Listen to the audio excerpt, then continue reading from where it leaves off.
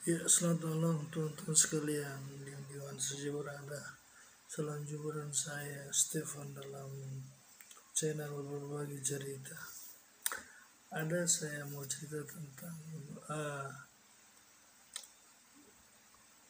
kita apabila mendengar satu keluarga tiba-tiba ada terjadi kecelakaan, satu keluarga tiba-tiba terjadi suatu malapetaka, dan itu bisa terjadi kepada siapa saja, setiap orang, entahkah di benua Asia, Afrika, Amerika, Australia, atau Eropa, karena sesuatu malapetaka atau suatu kecelakaan atau salah satu peristiwa jika terjadi dalam suatu keluarga, apakah mungkin kedukaan atau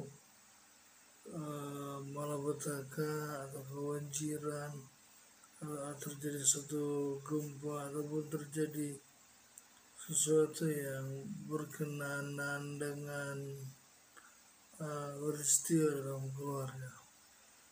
Nah, bagaimana jika kita itu terjadi di dalam kehidupan kita? Saya rasa kalau kita bergaul dengan orang-orang yang baik di tempat kita, di lingkungan kita, terlebih kita mengenal Tuhan. Kalau kita mengenal Tuhan, kita berharap, berlindung, percaya kepada Tuhan, pasti Tuhan akan sanggup dalam menolong kita. Kenapa hidup ini harus dekat dengan Tuhan? Dan kenapa di dalam kehidupan ini diperhadapkan dengan kehidupan yang dua, baik atau buruk? Nah, kalau kita ambil kehidupan yang berkenaan dengan buruk atau sesuatu tragedi atau sesuatu yang terjadi, apakah Tuhan merencanakan sesuatu yang buruk, atau Tuhan merencanakan sesuatu yang malapetaka? Mungkin kejadian yang terjadi menimpa kehidupan keluarga kita? Sebetulnya tidak, kalau bagi saya, karena Tuhan itu secara pengetahuan kita, jika kita berbuat baik kepada Tuhan, pasti Tuhan akan menolong, menjaga kita, dan akan melindungi kita. Tetapi kalau kita berbuat sesuatu yang tidak baik, kita akan mengalami sesuatu yang keganjilan, malapetaka, atau terjadi masalah-masalah di dalam keluarga kita.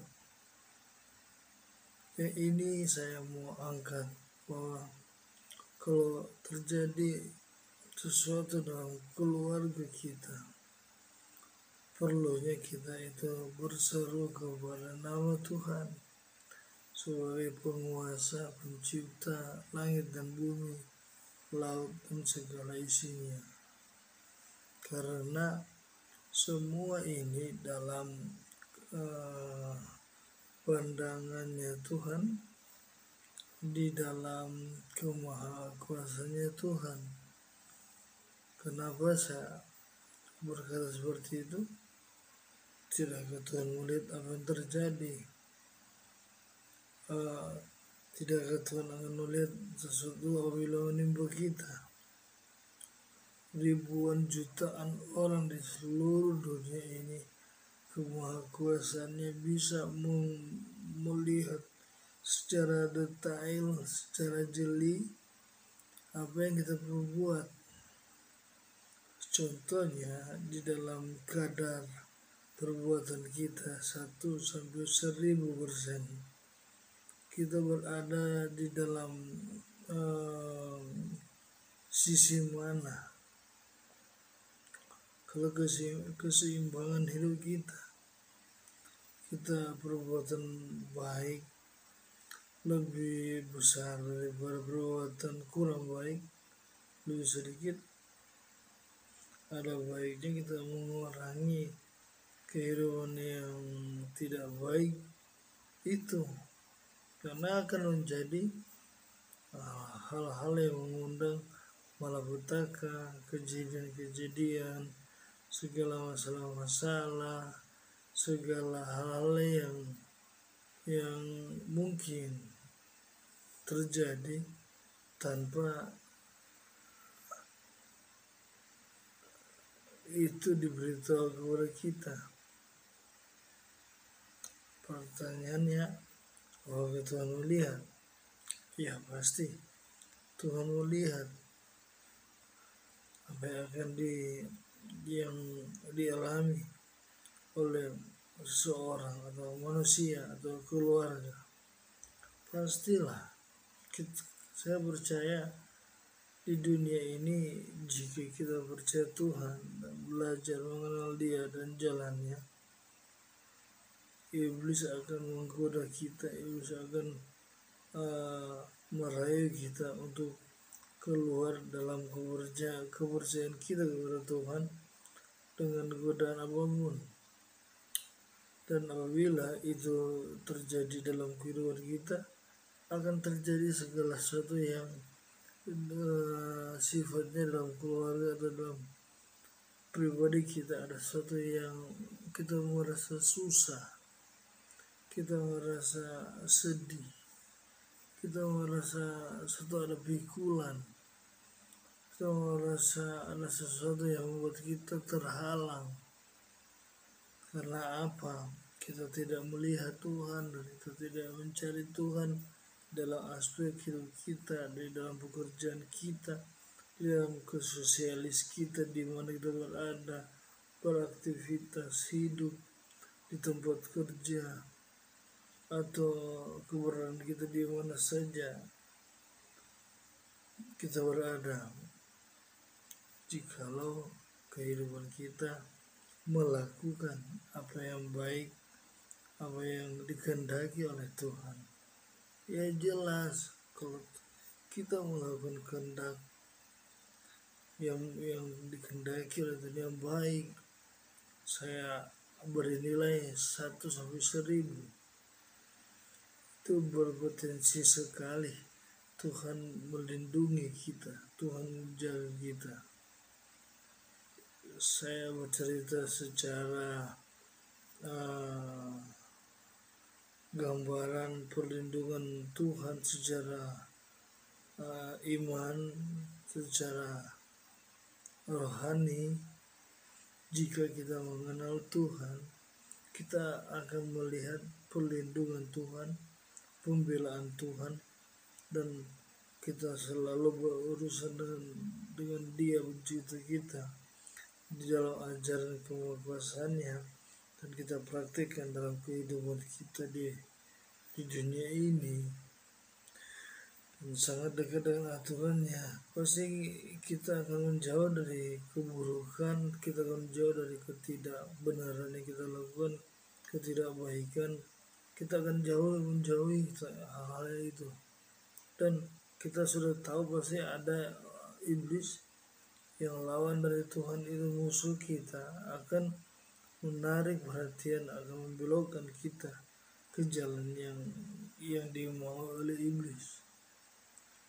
Oleh sebab itu saya ingin beritahu bahwa kita harus mengenal dua jalan ini. Jalan yang baik adalah kehendak Tuhan, tetapi jika kita menempuh jalan yang tidak baik dalam dunia ini, kita akan masuk dalam jalan kehendaknya iblis.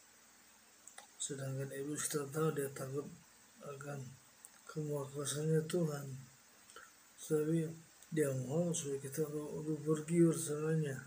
Tujuannya dia akan antar kita, kalau kita melakukan hal yang jahat, dia akan membawa kita kepada tujuannya ke neraka. Karena apa? iblis juga sebentar akan dibuang ke neraka. Sesuai dengan Alkitab kitab saya yang menulis. Akhir daripada dunia ini, iblis dan pengikut-pengikutnya dalam Wahyu 20 di situ akan dibuang ke neraka. Jadi sebelum itu dia memanggil, menipu, merayu, mempengaruhi, menjebloskan sifat kehidupan dunia ini di dalam penyertaannya dia, dalam keinginan dagingnya dia, keinginannya manusia dalam kedagingan. Dia sedang memoles dan sedang mempengaruhi untuk sedang berada di dalam jalur kehendaknya. Nah, inilah sedikit cerita tentang jika kita di dunia ini masuk dalam kehendaknya Tuhan, jalurnya Tuhan. Ya, Tuhan tidak pernah merencanakan kita hal-hal yang jahat, hal-hal yang malapetaka, hal-hal yang kebencian, hal-hal yang penuh kemarahan, hal-hal yang membuat hidup kita terhalang, terhambat. Tuhan tidak pernah merencanakan itu, tetapi Tuhan memberikan jaminan kebahagiaan, jaminan keselamatan, jaminan kehidupan yang kekal, jaminan kehidupan yang baik, yang bahagia selama-lamanya jika kita ikuti aturan Tuhan, aturan mainnya Tuhan. Jadi bagi saya, prinsip kita harus tahu di mana kita hidup sekarang di dunia ini, hidup dalam kehendaknya Tuhan atau kehendaknya iblis.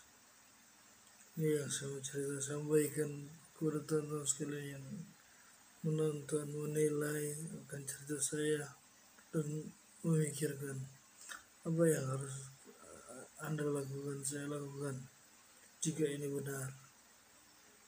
Lakukan yang terbaik atau lakukan yang terburuk, lakukan yang tidak terlalu baik. Mari kita memilih, memikirkan semuanya ini. Yang jelas, jika kita memilih Tuhan, mengikut Tuhan, jalannya Tuhan, aturannya Tuhan, rencananya Tuhan, kehendaknya Tuhan, dan aturan mainnya Tuhan, kita akan berhasil, sukses, penuh dengan masa depan dan kejayaan, kebahagiaan akan mengiringi kita dan menjadi jaminan hidup kita. Daripada kita hidup dengan kehendaknya iblis, dengan dosa yang sangat besar, dengan kehidupan yang semau-maunya, yang kita dibuang ke neraka bersama iblis. Inilah pesan saya bagi teman-teman sekalian, saudara-saudara sekalian, supaya kita bisa hidup dalam kehendaknya Tuhan. Oke, terima kasih sampai di sini dulu cerita saya tentang berbagi kehidupan. Itulah sangat penting. Informasi kita bisa dengar dan sangatlah penting. Oke, kita ketemu lagi dalam video yang mendatang. Salam jumpa dan salam nanti ketemu di video baru, video yang baru. Tuhan selalu memberkati kita sampai selama-lamanya, malam ini sampai nanti. Terima kasih.